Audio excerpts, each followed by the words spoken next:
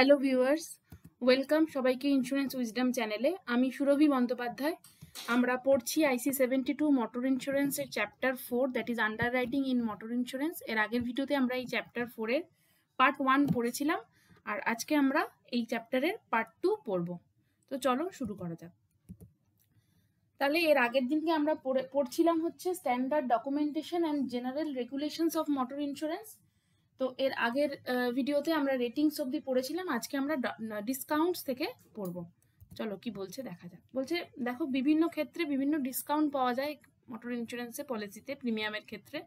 তো কি কি ক্ষেত্রে কি কি ধরনের ডিসকাউন্ট আছে সেগুলোই আমরা পড়বো। প্রথমে আমরা কি দেখছি, অটোমোবাইল অ্যাসোসিয়েশন মেম্বারশিপ ডিসকাউন্ট। কি বলা হচ্ছে দেখো, বলছে individual joint owners, hire purchaser or companies who are members of recognized Automobile Association of Southern India or Automobile Association of Upper India or Western India Automobile Association can avail discount on the own damage premium in package policies. তাহলে যদি কেউ ওনার আর কি, মানে কোনো ওনার যদি, মানে গাড়ির ওনার আর কি, সে যদি এই অ্যাসোসিয়েশনের মেম্বার হয়ে থাকেন, এই সমস্ত যে অ্যাসোসিয়েশনের নাম বলা হয়েছে সেই অ্যাসোসিয়েশনের যদি মেম্বার হয়ে থাকে, তাহলে সেক্ষেত্রে সে ওন ড্যামেজের ক্ষেত্রে প্রিমিয়ামের ওপর একটা ডিসকাউন্ট পাচ্ছে।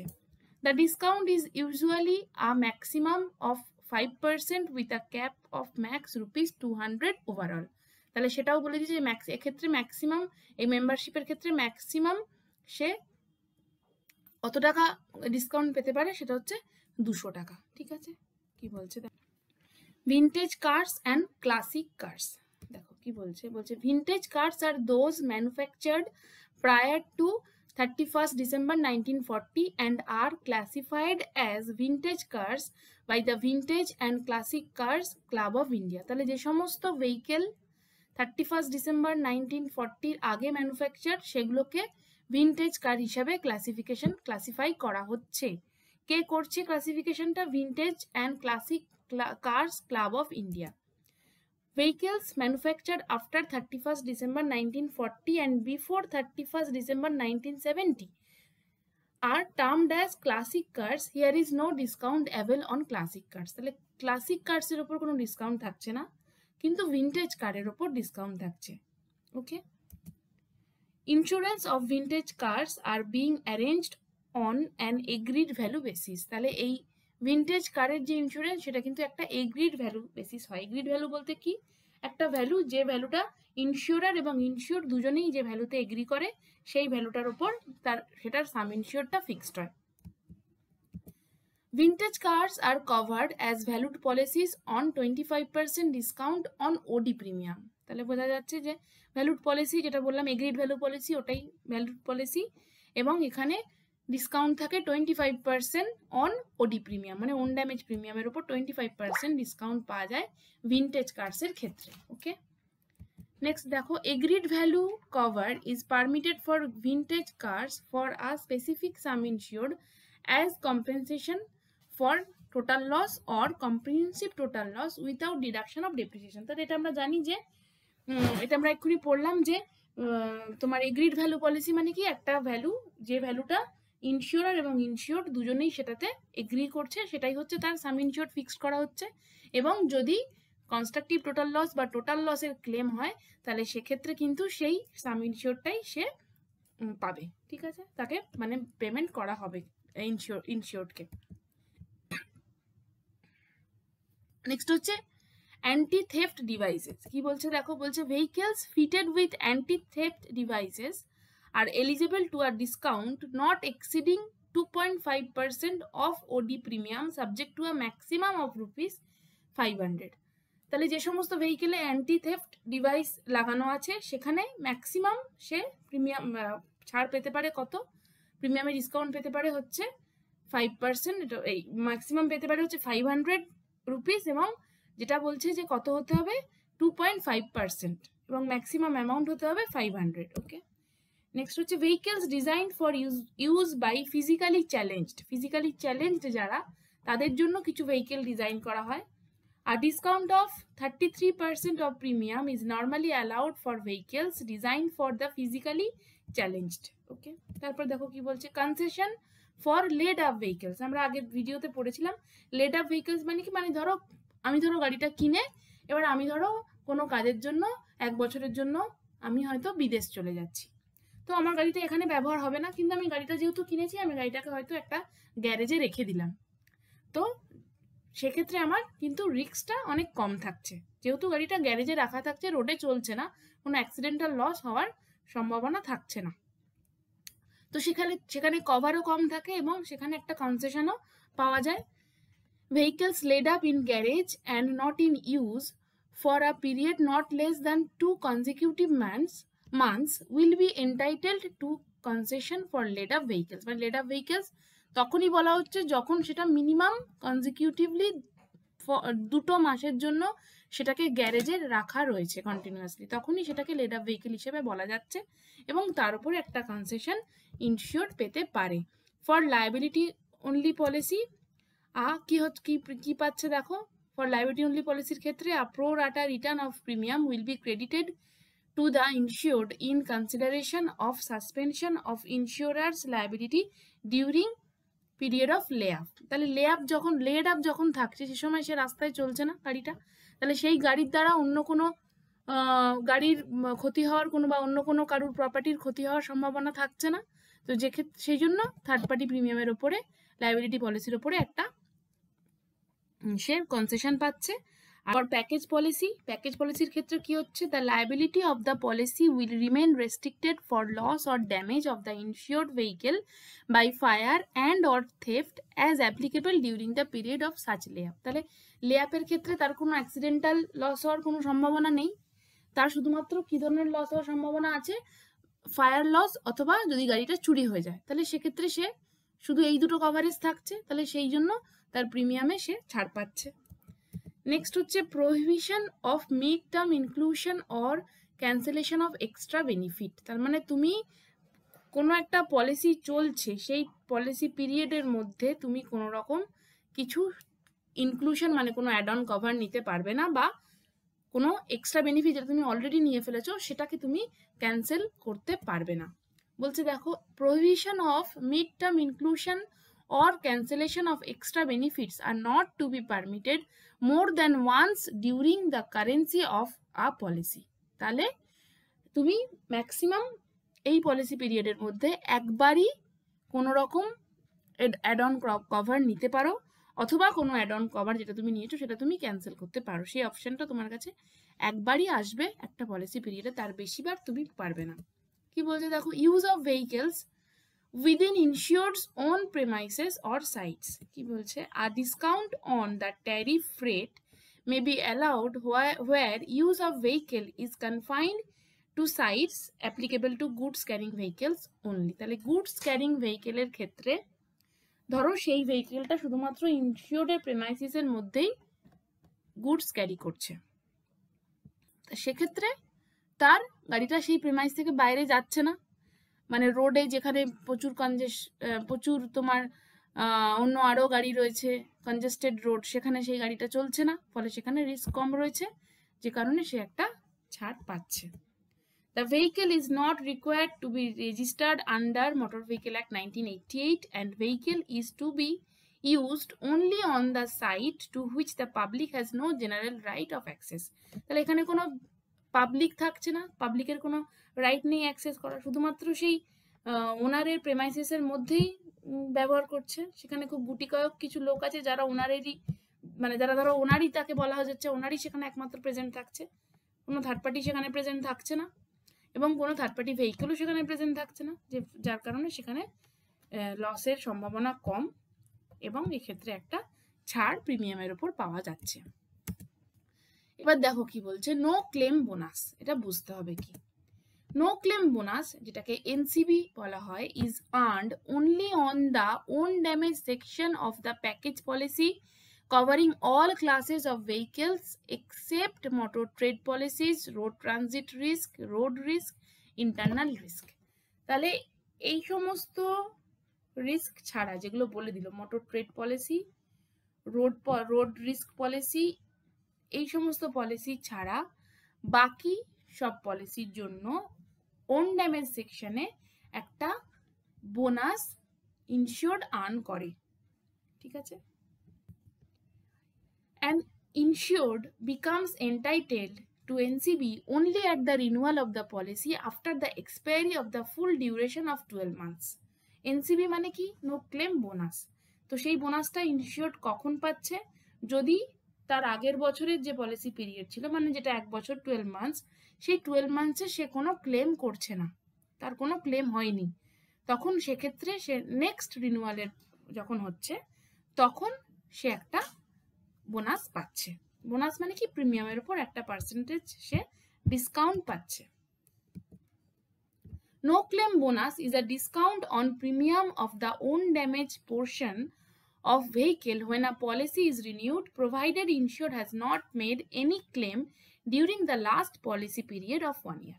যেটা আমি বললাম, discount on premium is uniform for all types of vehicles, ranges from minimum 20% to maximum 50%, corresponding with 1 to 5 consecutive claim free years as per table. তাহলে এখানে একটা টেবিল রয়েছে, যে টেবিল অনুযায়ী সে ইনসিওর্ড এই বোনাসটা পেয়ে থাকে, এবং মিনিমাম বোনাস হয় হচ্ছে 20% এবং ম্যাক্সিমাম বোনাস হতে পারে এনসিবির ক্ষেত্রে 50%।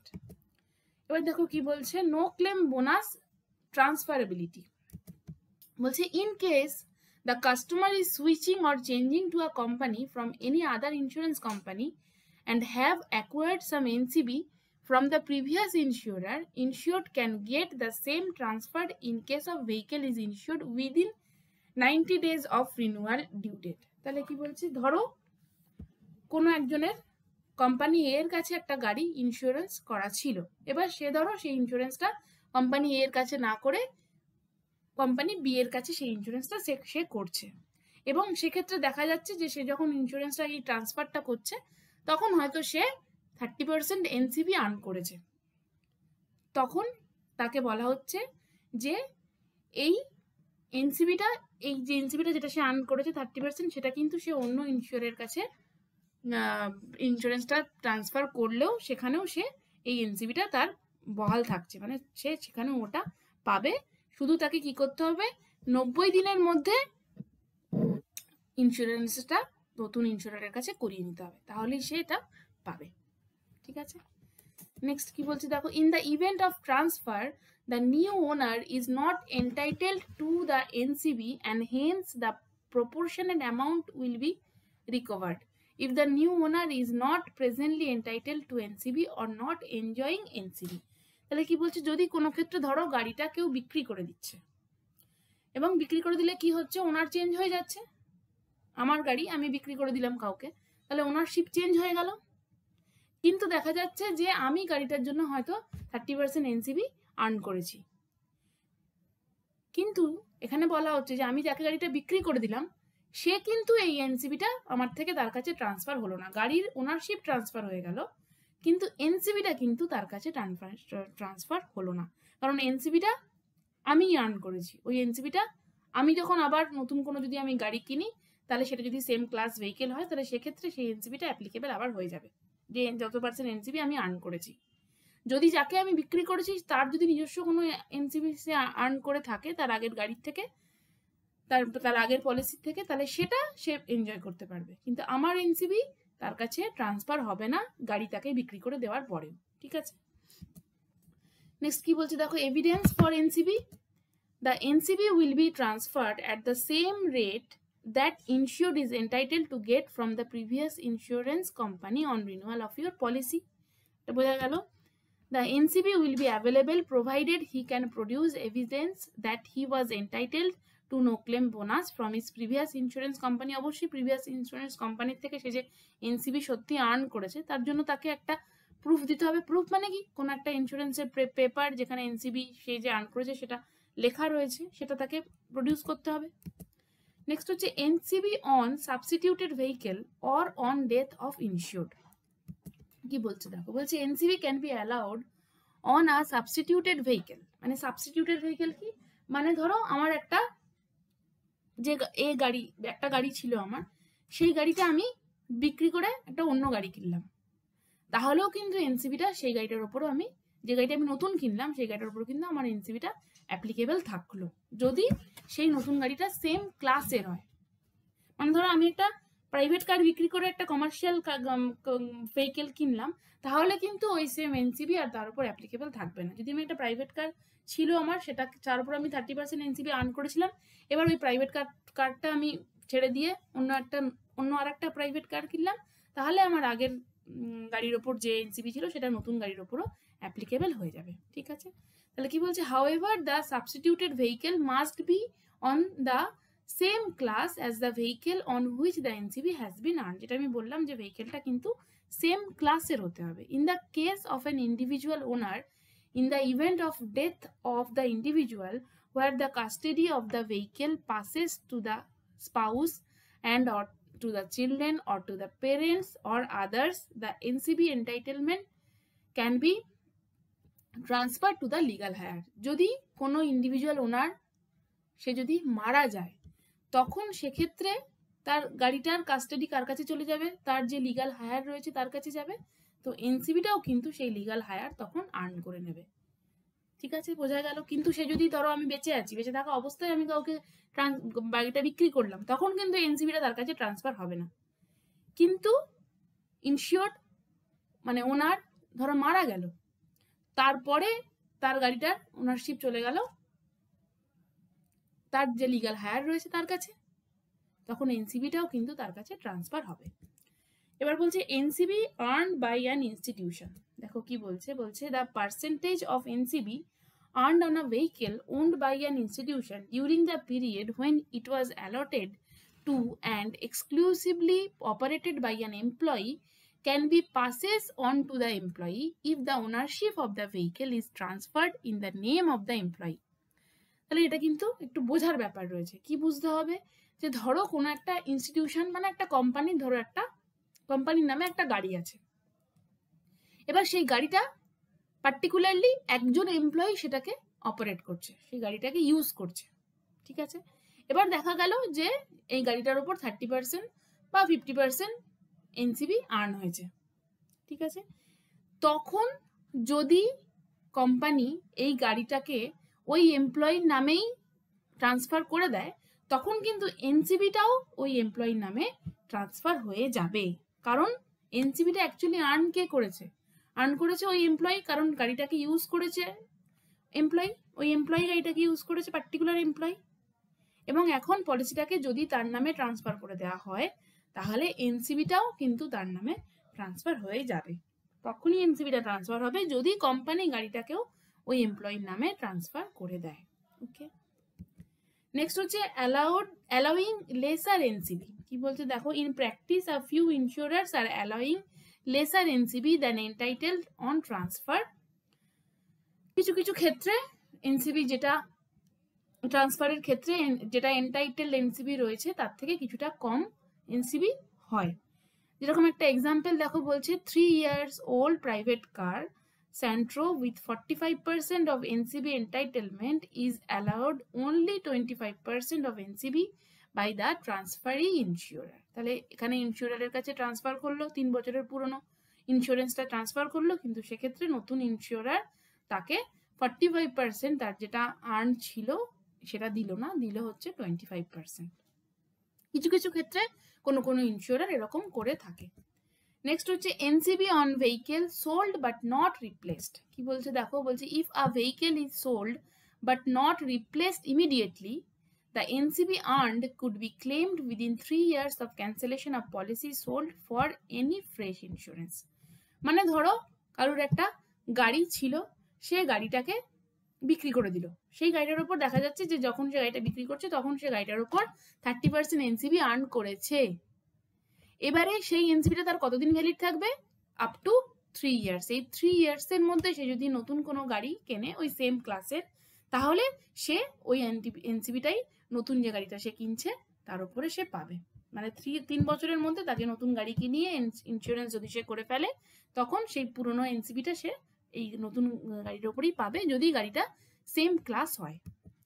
নেক্সট হচ্ছে কম্পালসারি ডিডাক্টেবলস। কি বলছে দেখো, claims under own damage section of policies covering all classes of vehicles, that is 2-wheelers, 3-wheelers, private cars, taxis, commercial vehicles of all classes, including where restricted cover granted, are subject to a compulsory deductible as follows. মানে কোনো পলিসিতে, মানে সব রকম পলিসিতেই একটা compulsory deductible থাকে, মানে কি ওই অ্যামাউন্টটা কেটে নিয়ে তার পরের ক্লেমটা পেমেন্ট করা হবে, এটাই হচ্ছে ডিডাক্টেবল। ঠিক আছে, ধরো ডিডাক্টেবল রয়েছে 500 টাকা, তো কোনো ক্লেম যদি 2000 টাকা হয় তাহলে তার কাছে, তাহলে সে পেয়েবেল কত হবে, ক্লেমটা কত পেয়েবেল হবে, 1500 টাকা। 500 টাকা ডিডাক্টেবলটা কেটে নেবে। এটা কেন করা হয়, এই ধরনের ডিডাক্টেবলের কনসেপ্টটা কেন করা হয়, যাতে ছোট ছোট ক্লেম অ্যাভয়েড করতে পারে ইন্স্যুরেন্স কোম্পানি, সেই জন্য এই ডিডাক্টেবলের কনসেপ্ট।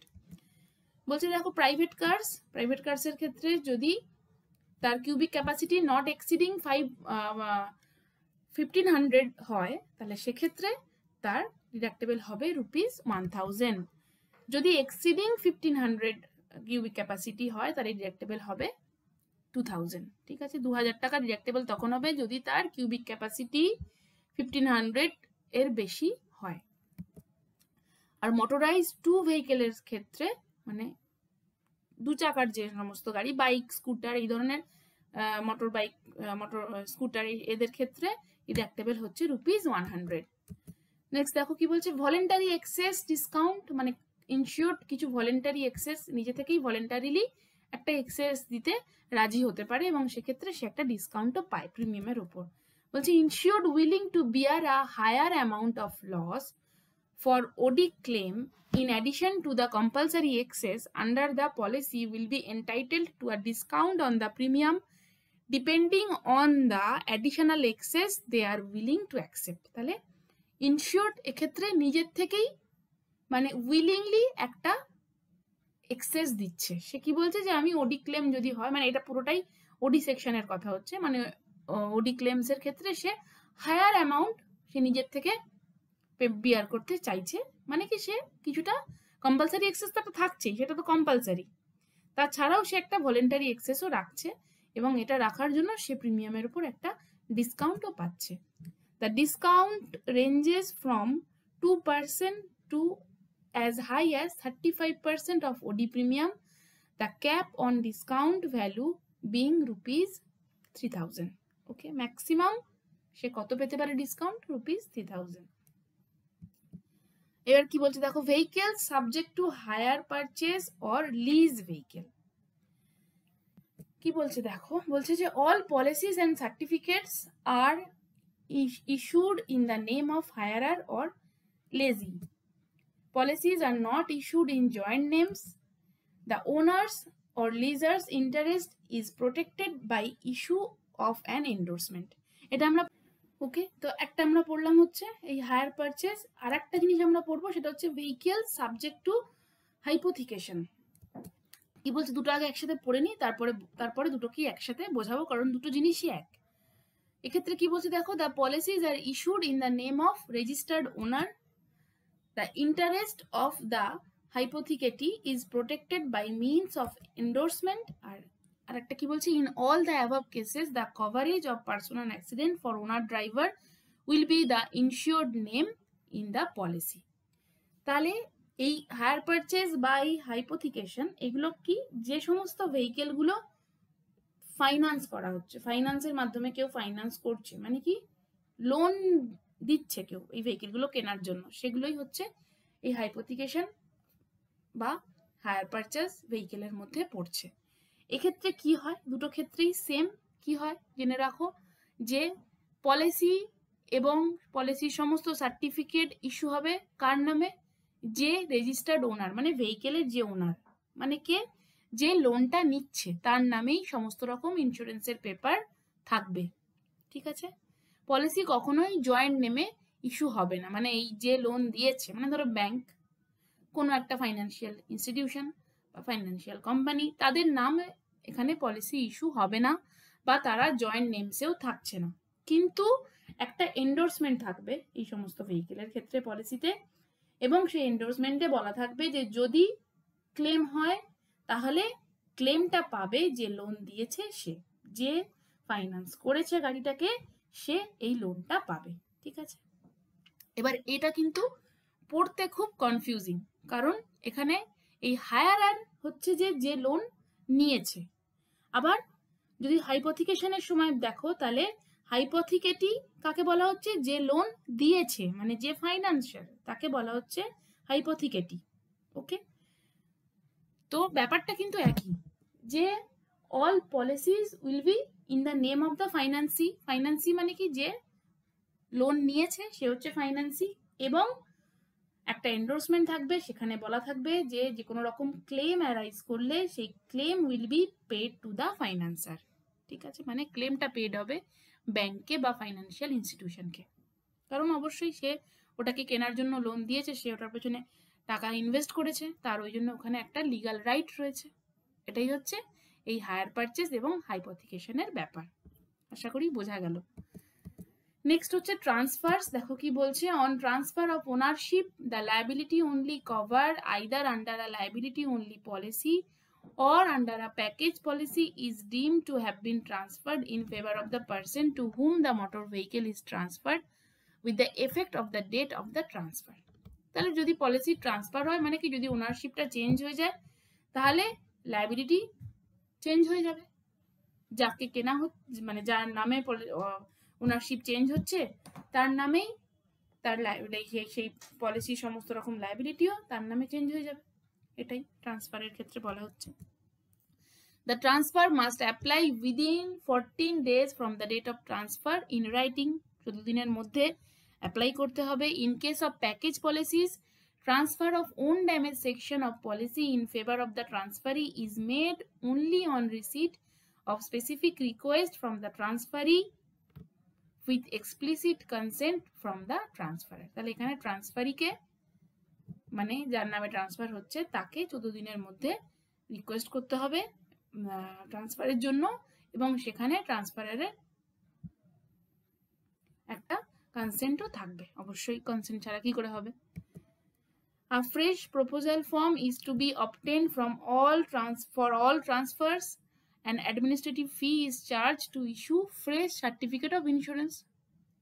ঠিক আছে, নেক্সট হচ্ছে চেঞ্জ অফ ভেহিকেল। দেখো কি বলছে, an insured vehicle under a policy can be substituted by another vehicle of the same class subject to evidence of continuation of cover and adjustment of premium if any on pro rata basis from the date of substitution for the balance period of the policy. যেটা আমরা আগেই পড়লাম যে যদি কোনো vehicle substitute করা হয়, একটা অন্য ভেহিকেল তার কাছে ছিল, সে সেম ক্লাসেরই একটা অন্য একটা ভেহিকেল সে কিনছে, ওই আগেরটাকে সে ছেড়ে দিচ্ছে বা বিক্রি করে দিচ্ছে, তাহলে সেক্ষেত্রে সে যদি কন্টিনিউ কভারটা তার থাকে, তাহলে সেই কভারটাই, সেই পলিসিটাই তার এই ভেহিকেলের ক্ষেত্রে ট্রান্সফার হয়ে যাবে। এটাই বলা হচ্ছে। তাহলে আজকে এতটাই, আশা করি বোঝা গেল। যদি ইনফরমেটিভ মনে হয় ভিডিওটা, তাহলে চ্যানেলটাকে লাইক শেয়ার করো, সাবস্ক্রাইব করো। এর পরের ভিডিওতে আমরা এই চ্যাপ্টার 4 এর নেক্সট পার্টটা পড়বো। নেক্সট ভিডিও খুব তাড়াতাড়ি আসবে। Keep watching.